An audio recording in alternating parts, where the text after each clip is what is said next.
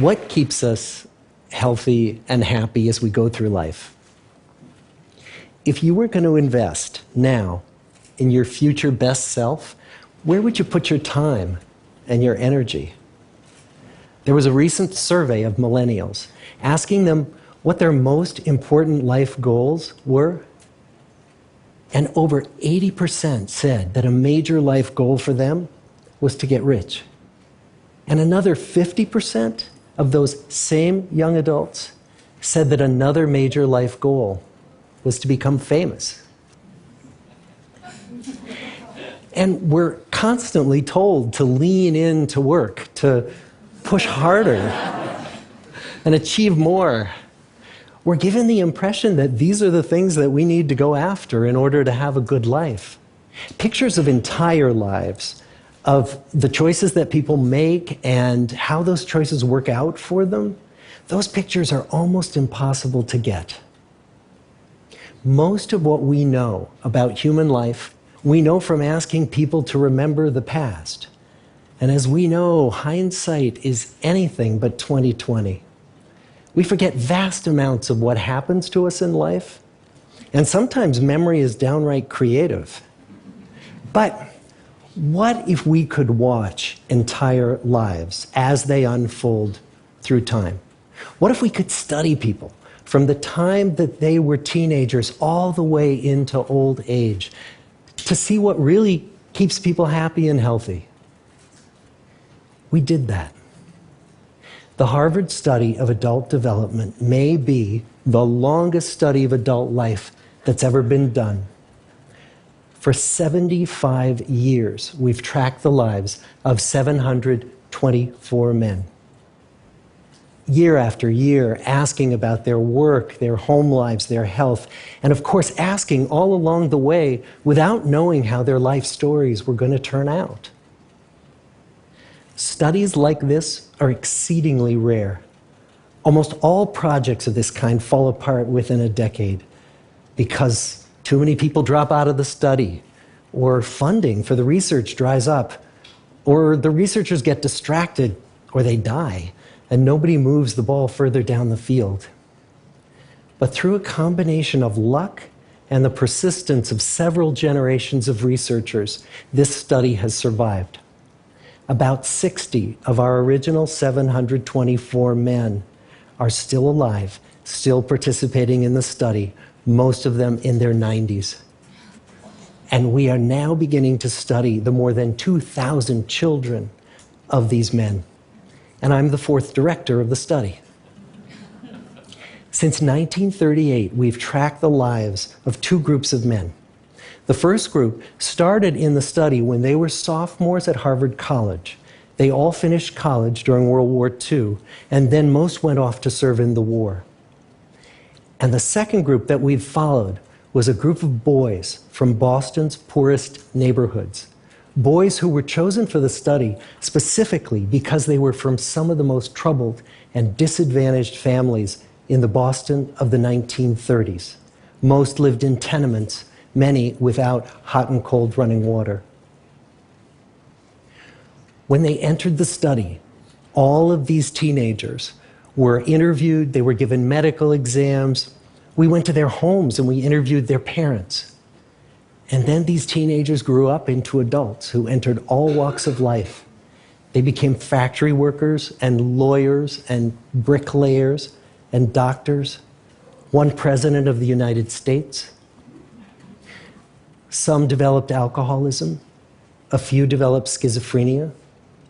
Some climbed the social ladder from the bottom all the way to the very top, and some made that journey in the opposite direction.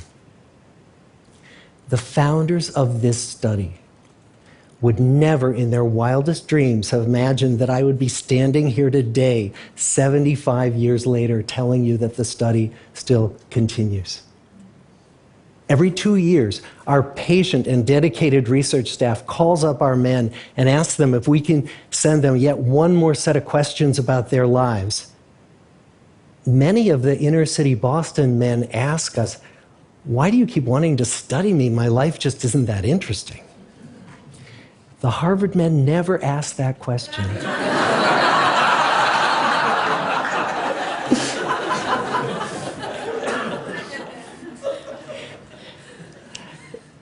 get the clearest picture of these lives, we don't just send them questionnaires. We interview them in their living rooms. We get their medical records from their doctors. We draw their blood. We scan their brains. We talk to their children. We videotape them talking with their wives about their deepest concerns. And when, about a decade ago, we finally asked the wives if they would join us as members of the study, many of the women said, "You know, it's about time." So what have we learned? What are the lessons that come from the tens of thousands of pages of information that we've generated on these lives? Well, the lessons aren't about wealth or fame or working harder and harder. The clearest message that we get from this 75-year study is this: good relationships keep us happier and healthier, period. We've learned 3 big lessons about relationships. The first is that social connections are really good for us and that loneliness kills. It turns out that people who are more socially connected to family, to friends, to community, are happier, they're physically healthier, and they live longer than people who are less well connected. And the experience of loneliness turns out to be toxic. People who are more isolated than they want to be from others find that they are less happy, their health declines earlier in midlife, their brain functioning declines sooner, and they live shorter lives than people who are not lonely.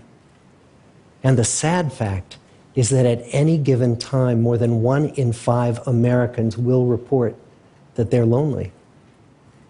And we know that you can be lonely in a crowd and you can be lonely in a marriage. So the second big lesson that we learned is that it's not just the number of friends you have, and it's not whether or not you're in a committed relationship, but it's the quality of your close relationships that matters. It turns out that living in the midst of conflict is really bad for our health. High conflict marriages, for example, without much affection, turn out to be very bad for our health, perhaps worse than getting divorced. And living in the midst of good, warm relationships is protective. Once we had followed our men all the way into their 80s, we wanted to look back at them at midlife and to see if we could predict who was going to grow into a happy, healthy octogenarian and who wasn't. And when we gathered together everything we knew about them at age 50, it wasn't their middle-aged cholesterol levels that predicted how they were going to grow old. It was how satisfied they were in their relationships. The people who were the most satisfied in their relationships at age 50 were the healthiest at age 80. And good, close relationships seem to buffer us from some of the slings and arrows of getting old. Our most happily partnered men and women reported in their 80s that on the days when they had more physical pain, their moods stayed just as happy. But the people who were in unhappy relationships, on the days when they reported more physical pain, it was magnified by more emotional pain. And the third big lesson that we learn about relationships and our health is that good relationships don't just protect our bodies, they protect our brains. It turns out that being in a securely attached relationship to another person in your 80s is protective. That the people who are in relationships where they really feel they can count on the other person in times of need, those people's memories stay sharper longer.